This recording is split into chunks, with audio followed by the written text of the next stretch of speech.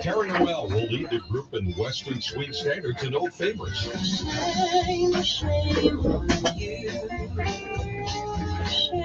Terry Noel and the All-Star Ramblers on the main stage at the Vermont Dairy Festival in downtown Edisburg this Saturday at 4. The Brady Farkas Show is produced and funded by WDEV and the Radio Vermont Group. We welcome listener feedback. Email your comments to wdev@radiovermont.com. The energy. So the barber trims my beard all nice, like an artist. Now, I didn't tell him to do that. I wanted the beard gone. So then I went home and shaved it off completely after I was done. I felt horrible. The passion. Rafael Devers is the biggest contract in franchise history. He needs to be a leader for this Red Sox team. The opinions on all your favorite teams. Are the Patriots close to playoff contention? Yes. Are they close to Super Bowl contention? Hell no. This is the Brady Farkas Show on WDEV AM, FM, and WDEVradio.com.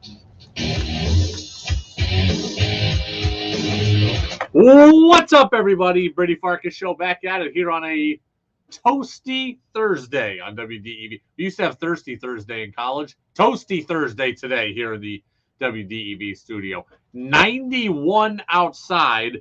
Trust me, about 191 inside here in the, well, again, in this little studio. Not so much not all of WDEV is scorching, just this room. Right now it is 5:31. That means we're on for 39 more minutes. Red Sox baseball comes up at 6:10. First pitch is 7:10. Sox looking to avoid a sweep. We'll talk some baseball with Buster Olney coming up here in about 15 minutes. You can get in on the text line, 802-585-3026. Again, 802-585-3026. And, oh, by the way, we do have some very exciting news when it comes to the text line. That's right. Very exciting news. Now that it is June, we have a new sponsor of the text line. So it used to be the Morrisville Napa Waterbury text line. It is now the Ayers Auto Sales text line. So the Ayers Auto text line, 802-585-3026. We welcome them to being part of the Brady Farkas Show. Good stuff there again. Ayers Auto. You can get in again at that number always now for the next 38 minutes. I started working out again today. My goal is to lose the 10 pounds that I put on in the last year and a half or so. Started working. It's never fun to get back into working out when you've taken a long time off. And I didn't take like a long time off, but I've taken enough time off to feel like I've got to get it all back. So I play hoops. That's great, but I only do that about one day a week. So now I was outside doing the workout video stuff, worked out outside, sweat. I was doing it early in the morning. It wasn't super hot yet, but I'm not gonna walk straight tomorrow. I can already tell. Like the legs are already that sore, but it is good to be back doing what a lot of you people do every single day and get a chance to do it myself. Opening thoughts of the Brady Farkas Show are brought to you by Six and Stuff in Swanton Lumber, Vermont's most complete, locally owned home center with locations in Edisburg, Derby, Middlesex, St. Albans, and in Swanton Lumber. They're online at sixandstuff.com. We're brought to you by Fecto Homes. Lego. 3, 2, 1. And here we Mac Jones took a shot at the Patriots yesterday. I really, really don't think he meant to, but he took a shot at the Patriots. So the Patriots are on the field yesterday at OTAs, and Mac Jones is asked a question about what is it like to work with Bill O'Brien? What is it like to have Bill O'Brien as the offensive coordinator for you here in Foxborough? Here's what Mac had to say.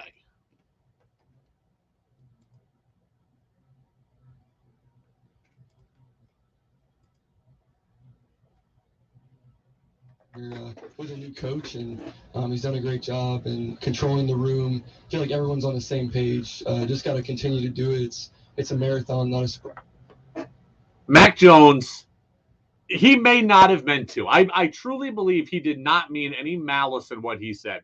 But yesterday, those comments are absolutely a shot at how the Patriots were run last year. Like how are they not a shot?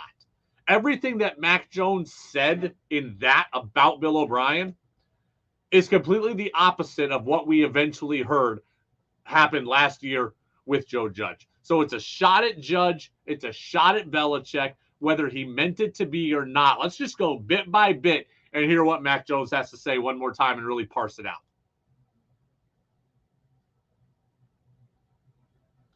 Okay, he started off by saying it's normal, right? It feels normal. Last year didn't feel normal.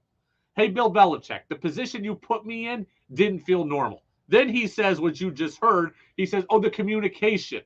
Yeah, we heard that Mac and Joe Judge didn't communicate well with each other. We heard about a screaming match on the field after the season. Let's move forward to what Mac has to say.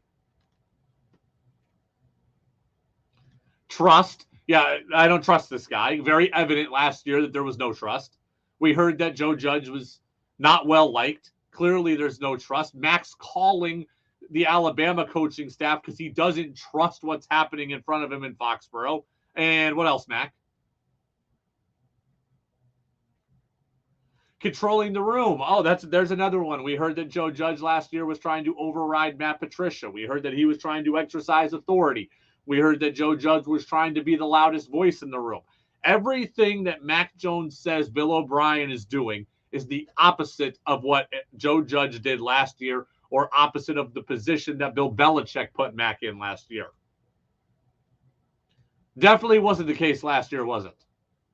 Everybody's on the same page, Mac Jones says. It must be nice. We clearly weren't a year ago.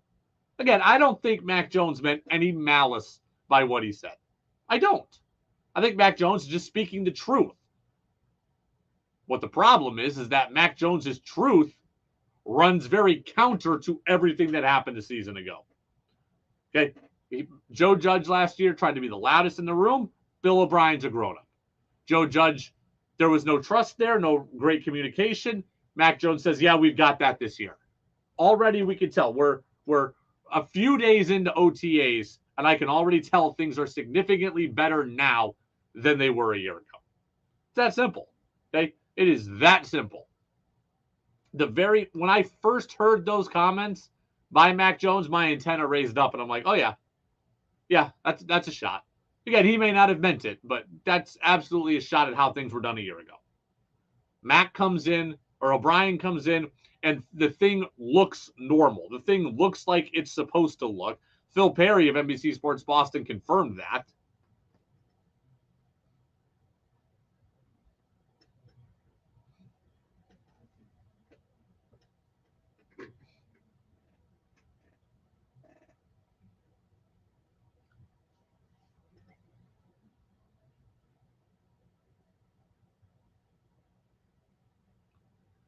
Think about what Phil Perry said there. It looked normal. It looked like Bill O'Brien could function on his own. Evidently, Joe Judge last year could not function on his own.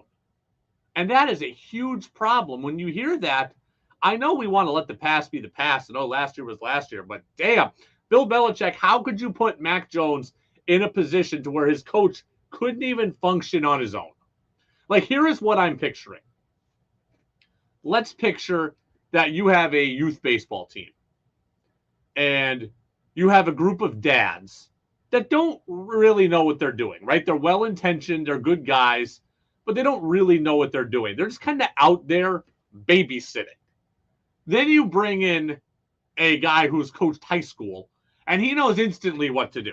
Here are the drills that need to happen. Here's where everyone needs to be lined up. Here's the positioning. And you can just see a difference behind it. Like you can very easily see the difference between dad youth coach and high school coach that comes in and takes over. Very easily. That's an extreme example, but it's very easy to paint that picture. That's what I picture last year was like with Joe Judge. That Joe Judge looks like the group of dads out there that is just kind of put there and doesn't know what he's doing. Whereas Bill O'Brien now is that high school coach who comes in and just kind of gets everybody in line. Like that's what I'm picturing. What happened last year was gross, and we can't keep belly aching about it. But I'm going to bellyache about it here for a second. When I hear Mac Jones say that things are normal, and I hear Phil Perry say that he looks like he can operate on his own, I'm just thinking, how the hell did we not have that a year ago? And the Patriots didn't have it a year ago. Peter and Willison says, given what former players with the Giants and the Lions have said, it's no surprise that there are communications issues with Joe Judge and Matt Patricia and Mac Jones from last year. It's not all Joe Judge, but I truly think that Joe Judge is at the main crux of this. And therefore, I think Bill Belichick is also. I give Matt Patricia more of a pass because here is what I think happened last year. I think Bill Belichick put Mac Jones in a very unwinnable situation. That's on Bill Belichick. Okay.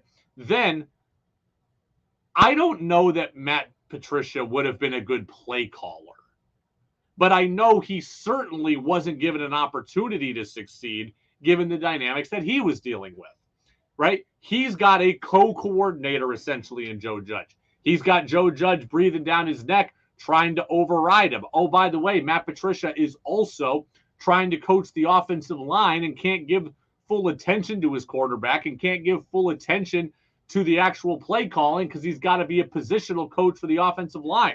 So I don't know that Matt Patricia would have been a good play caller, but I believe that he was not given a chance to succeed because therefore he wasn't prepared because he had Judge breathing down his neck and he had another job to be doing. Joe Judge and Bill Belichick, I think, are at fault here. Belichick for the setup and Judge for not making life easier on Patricia and for trying to be the loudest voice in the room. It's nice to hear Max say things are normal this year, but damn, it's crazy that they weren't normal last year. It's the Brady Farkas Show brought to you by Fecto Homes on WDEV, AM and FM, and WDEVradio.com. We're going to talk to Buster here momentarily, but it's just a piece of Celtics news. Brad Stevens did confirm that Joe Mazzulla is going to be back as head coach today, right? He confirmed that he's going to be back as head coach today. I thought that he would. I thought he deserved it. He also said that that Joe Mazzulla will get a not better is the wrong word, but a more veteran assistant. They are certainly looking for a veteran voice on the bench in his ear. That's good. It's everything that I thought was going to happen. Now, he can't talk contracts. He can't talk about Jaylen Brown, so he couldn't say any of that stuff. But as far as the coaching, he said that he's bringing back Mazzulla, and they are looking for a more appropriate assistant coach setup for him. That's what I expected. I think that's generally good news. We'll have more on the Celtics tomorrow with what Brad Stevens had to say. Today, we'll get some of that audio cut up. The Red Sox are trying to avoid being swept. It was ugly last night late in that loss to the Reds, right? The Rafael Devers error leading to the eventual Spencer Steer home run there that won the game. Sox tried to come back late, ultimately lost at 5-4. What's going on? Where are the Sox at? Buster Olney of ESPN, our MLB insider and Vermont native, joins us next on DEV. Do you own land with a single or double wide home? Visit Fecto Homes, where they can guarantee you top dollar for your existing mobile home, regardless of the year. They offer many finance options with competitive rates and down payment assistance exclusively for mobile homes. Fecto Homes has several models for sale off the lot or customize and order your own. Make the most of your time and money. Visit them today at 350 River Street, Route 302 in Montpelier, or online at fectohomes.com. The WDEV studio is sponsored by Sticks and Stuff and Swanton Lumber, Vermont's largest independent home center, powered by Marvin Doors and Windows. Go to sticksandstuff.com for store locations and hours. Now more than ever, Vermonters are eager to get out and about, and Vermont's outdoor recreation businesses and organizations are here to help. They build and maintain the trails we walk and ride. They grow and sell the local food that keeps us going, and make and sell the gear that keeps us strong and safe. The Vermont Community Loan Fund is here to help Vermont's outdoor rec industry with our new Trails Loan Program, supporting outdoor recreation and those who make it possible. Trails offers financing and free business resources to help Vermont's trailblazing outdoor rec community grow stronger and more sustainable, generating jobs and energizing our rural economy. The Vermont Community Loan Fund, for over 30 years, Vermont's nonprofit business lending partner. Learn more about Trails and our other business lending programs at investinvermont.org. That's investinvermont.org. busy gardening on Saturdays to listen to In the Garden? Not to worry. You can listen anytime with the In the Garden podcast. Gardening information for Vermont gardeners with host Peter Berg, sponsored by Dandelion Acres Garden Center in Bethel, where you'll find flowering hanging baskets, annuals, perennials, trees, and shrubs with an extensive selection of vegetables, fruit trees, and berry bushes. Go to dandelionacres.com for hours. The In the Garden podcast is available on the WDEV website, WDEVradio.com. Want Brady to hear your opinion on the sports stories of the day? Text in at 802-585-3026. All the insight into everything going on in baseball. It's time for Welcome back. Conversation with ESPN baseball insider and Vermont native Buster Olney. I'm just about ready to bet the family farm in Vermont. On the Brady Farkas Show on WDEV AM, FM, and WDEVradio.com. Welcome back in, Brady Farkas Show here on this Thursday, WDEV AM and FM, WDEVradio.com. Up until 6:10 tonight, then more Red Sox baseball. Sox taking on the Reds, game 3 of 3 at Fenway. Sox looking to avoid a sweep here, and the Sox come into this one 28-27, also trying to stay over 500. Joining us now is Buster Olney, our ESPN MLB insider. Buster, happy Thursday. How are you? I'm doing okay. Yeah, that's been an interesting series because I think, casual fan would say, boy, how can you lose the Cincinnati Reds? But as you know, that is a team that is gathering some great young talent. And so it'll be interesting to see how the series wraps up. Yeah, Hunter Green today against Chris Sale. This is actually a very intriguing pitching matchup. Sale, obviously, we know he is back and has been back for the last 3 starts or so. Green, well, his record is 1-4, is certainly one of the top young arms in baseball, and he just threw 6 no-hit innings his last time out against the Cubs. What are fans who haven't seen Hunter Green going to see today? Fastballs and more fastballs. In recent years, Jacob deGrom, caught the attention of a lot of folks because of how hard he was thrown, consistently 99 to 100 miles per hour. Well, that's Hunter Green. And he's someone who, as he gains command, I think he's going to, move from being in the, like the third echelon of pitchers to being the very top echelon of pitchers, because his stuff is elite.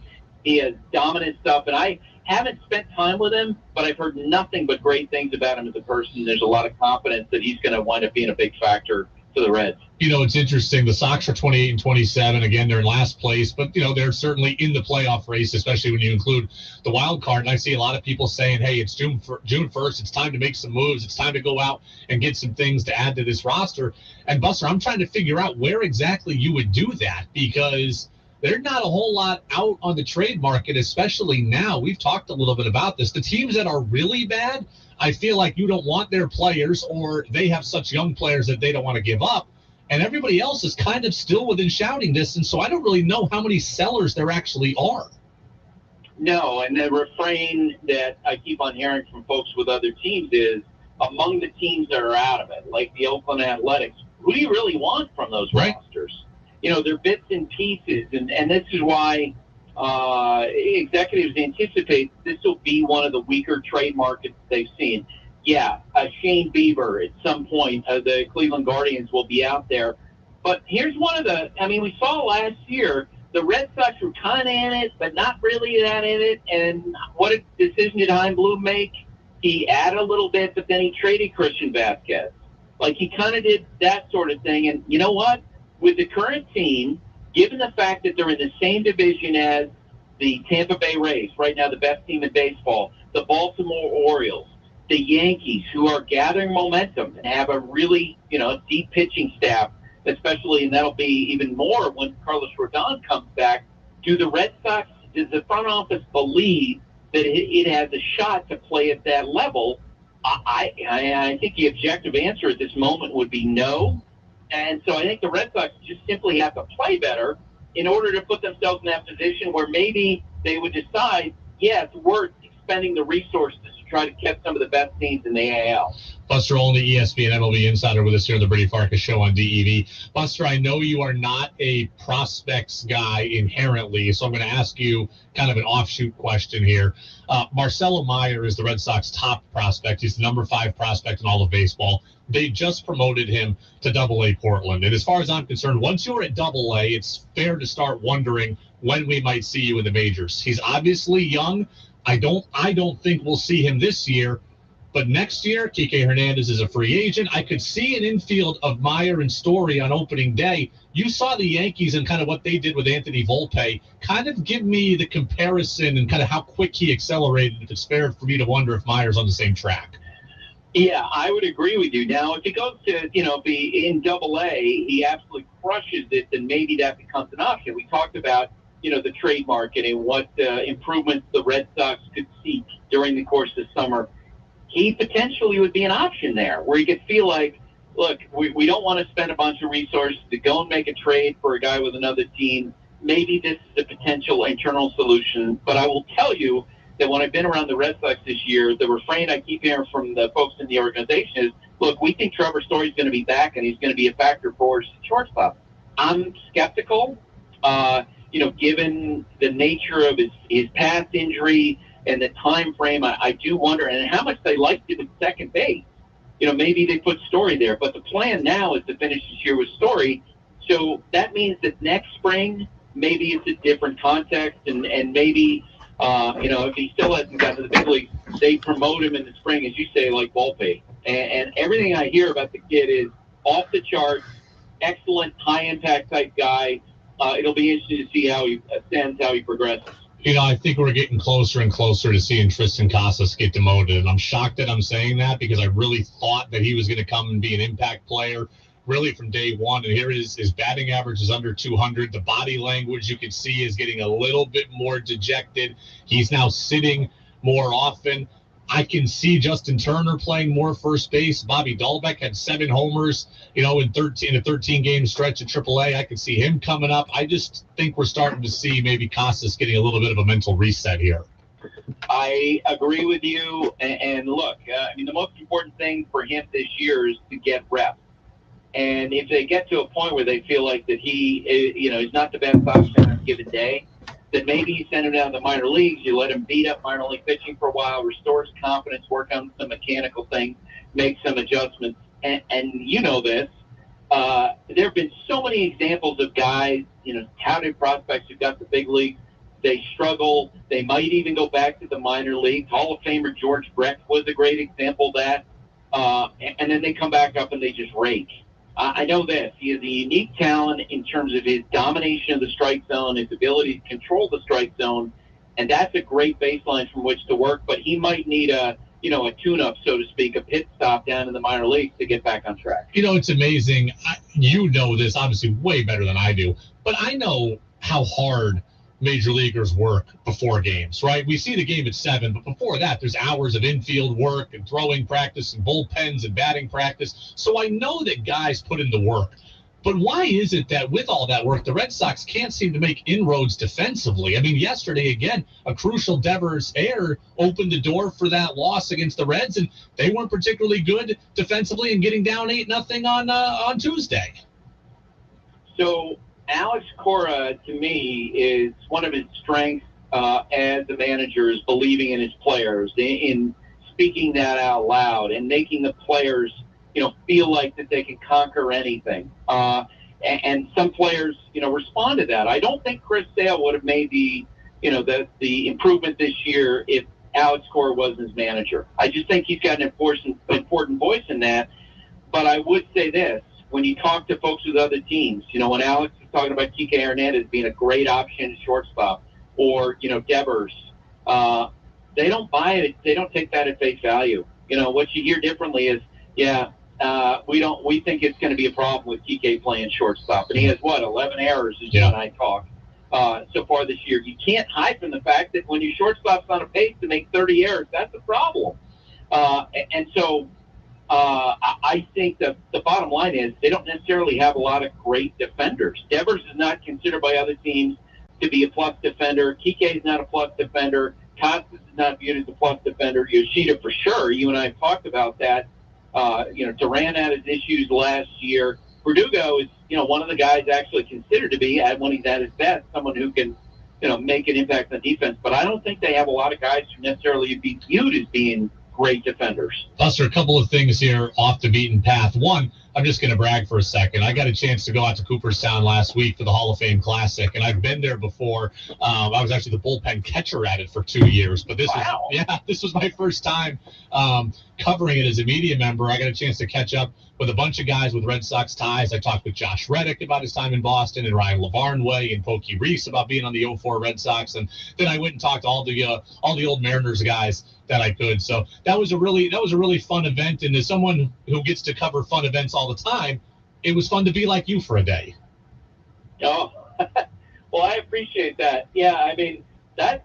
But I tell you what, I've never caught a bullpen session. The closest thing I think I came to that was Mike Messina, who is in the Hall of Fame now, was throwing one day, and I was standing on the side. It was a bullpen session. And he said, "Hey, you want to stand in and watch me pitch?" I'm like, no, because my jaw would be broken. If you don't command your fastball, my jaw would be broken before I even realized that it happened. So kudos to you for having the wherewithal to be a catcher in that situation. It is fun. I tell people all the time, the coolest part of my job is I get to talk to people who are the best in the world at what they do on a daily basis. And you got that experience, and that's really neat. I caught bullpens for Steve Avery, the former Braves pitcher, Todd Jones, the former Tigers closer, Carl Pavano, who was representing the Twins in this game, although he played for the Yankees and the Marlins too. And I sat next to Hideki Matsui on the way back from the event to the Clark Sports Center, and he was looking at Japanese Facebook. I also played catch with Alfonso Soriano, Jock Jones, Phil Niekro, and I threw one over Brady Anderson's head, and he was not particularly thrilled with that development.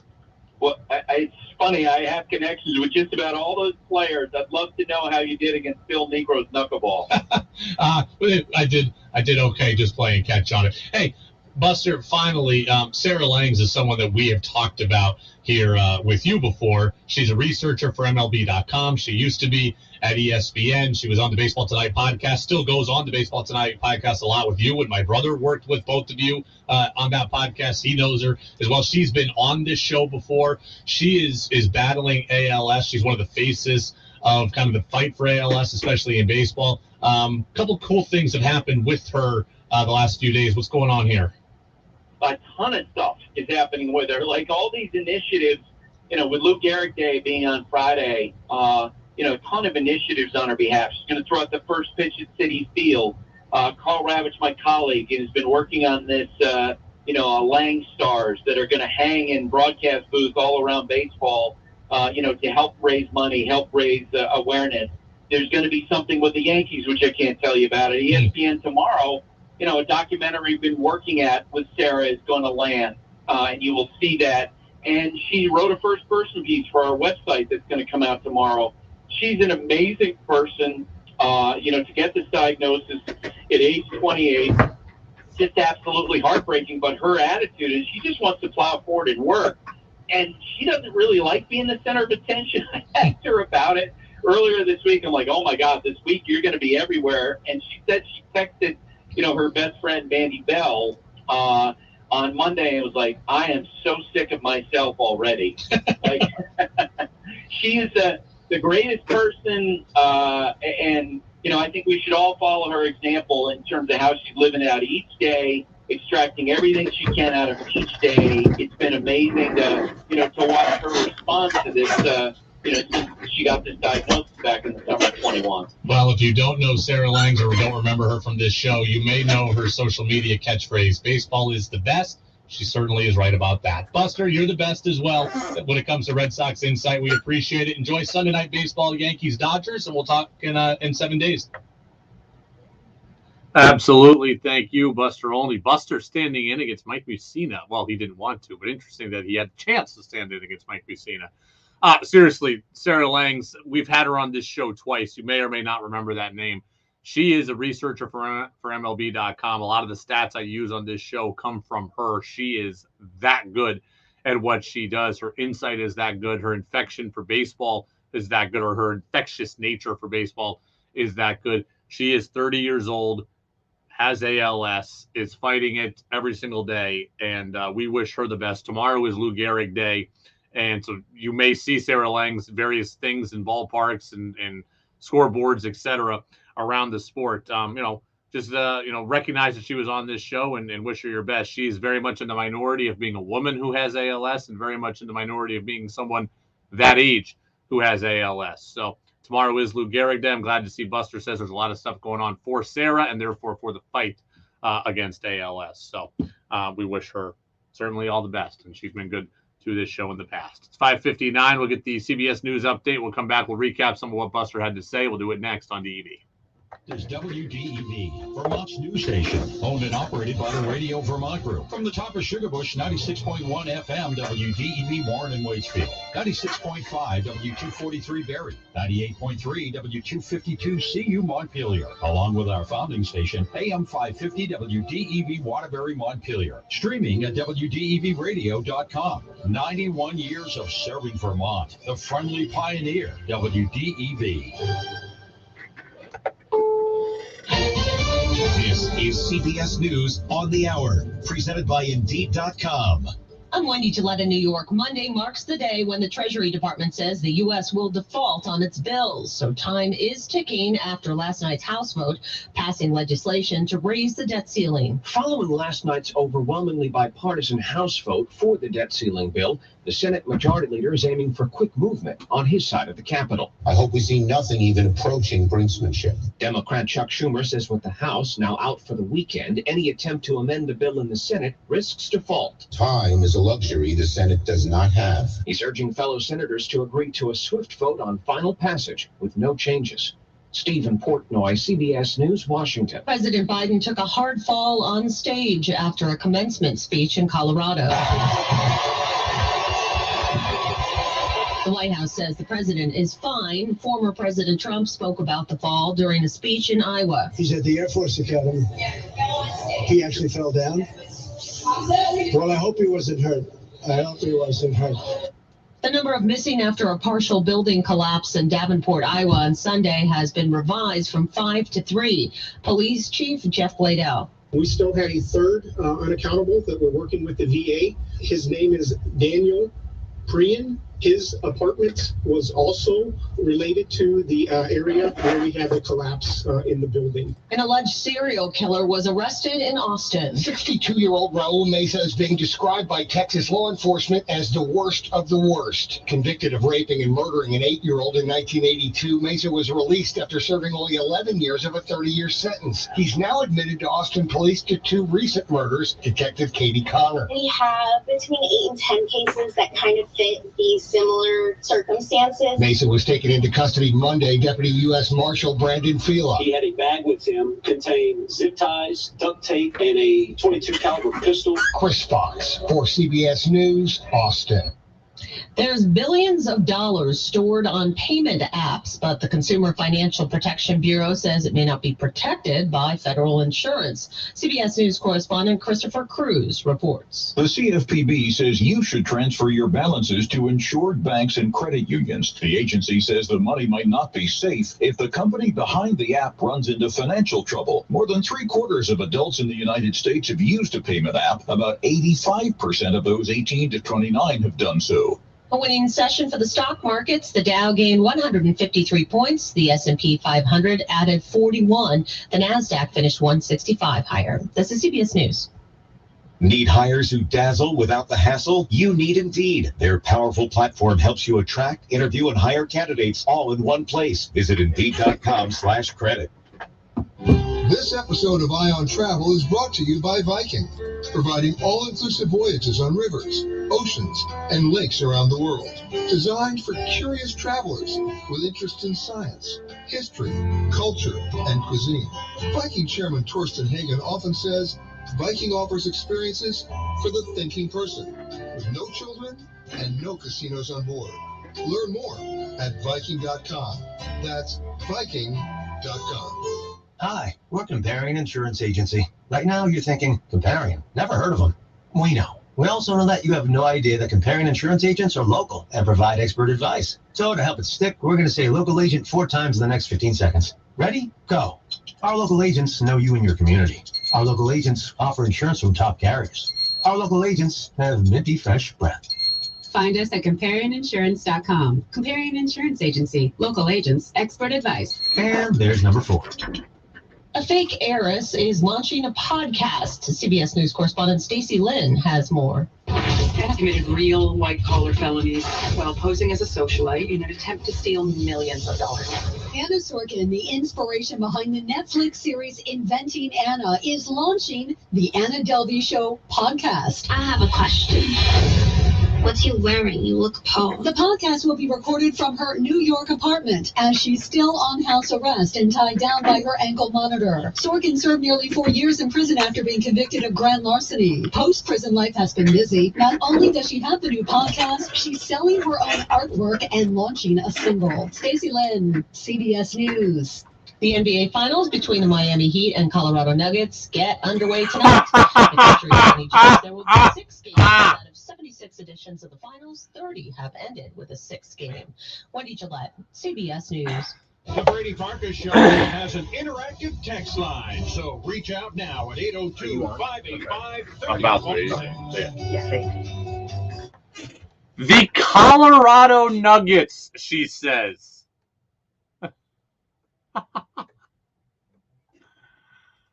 Oh, the Colorado Nuggets. That's what it's like, people, when people who are not sports people try to talk about sports. And look, I don't want to make fun of them too much because I am positive that there is something politically that I have had to talk about in the news, and I have screwed up. That I have called something the wrong name or mispronounced something. I can barely say the word appropriation. I get it. So it doesn't just happen to them. But it's nice to know that it happens to them too. Here I am at WDEV doing the news thing, which is out of my comfort zone, and I'm sure I've butchered something. But there, the CBS News people butcher sports. The Colorado Nuggets. There you go. The Colorado Chicken McNuggets. That makes me feel good. I'm sorry, Wendy Gillette. That makes me feel good to know it doesn't just happen to me. When we're out of our comfort zones, the potential is there to happen to anybody. Thanks to Buster Olney, our ESPN MLB insider. Buster's the best as always. That interview will be up in just a couple of minutes on our podcast channel. We love talking to him every week. We'll probably do more on this stuff tomorrow because we'll have 40 minutes tomorrow. We don't have any guests for tomorrow. I purposely planned it that way to just talk with you for the 40 minutes. I think we might see Marcelo Meyer opening day next year. Really. And I have shot down everybody who's talked about Marcelo Meyer for the last year and a half. Now that he's in AA, now it's time to talk about him. Now it's time to think about him being a viable, realistic candidate for this roster. When you're in AA, you're one step from the majors. Okay, AAA is like you're one call away. AA is you're one step away. I've seen plenty of people go right from AA to AAA. I think Wander Franco did it. Julio Rodriguez did it. The top prospects in baseball go from AA to AAA or go from AA to the majors all the time. And it's starting to happen more and more and more recently. So if Marcelo Meyer goes and plays 100 games at AA this year and is there through September or 130 games, whatever it might be, and does well, then I can reasonably see a path to him being the opening day middle infielder for the Red Sox next year. Look, Kike Hernandez is a free agent. So he's not going to be your shortstop next year. Even if he's back with the Red Sox, you'd want him as an outfielder, not as a shortstop. Christian Arroyo has played only 27 games this year. Certainly has never played more than 87 games. He exhibits gives you no faith that he's going to be the guy long term. So middle infield's open next year. Yu Chang's not the guy. Pablo Reyes is not the guy. Alberto Mondesi's not the guy. So Trevor Story is one of the two guys, and Marcelo Meyer might very well be the other guy. I can easily draw a path towards Marcelo Meyer, the Red Sox top prospect and the number 5 prospect in all of baseball. I can draw a line to him being a starting middle infielder for the Red Sox next year. Maybe Stories at short and Myers at second. Maybe Myers at short and Stories at second. But I could see him being on the team.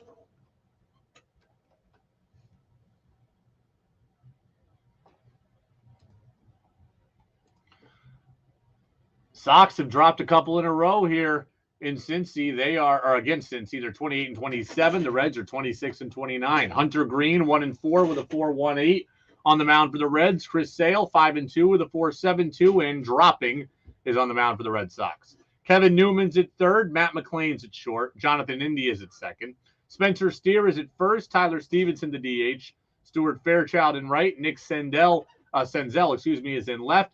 We've got the Grand Slam man in center, Jose Barrero, and then batting in the 9 spot today is Kurt Casale, the catcher.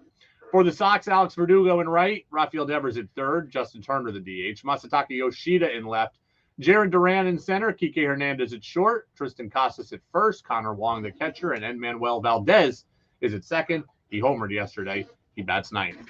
Thanks to Buster Olney. We will see you tomorrow, everybody. Go download the full show podcast, Apple Podcasts, Spotify, and WDEVradio.com. Continue to stay cool. We'll be back at it in 24 hours. Go Sox. We'll talk about what we saw. We'll do it tomorrow at 5:30 on DEV.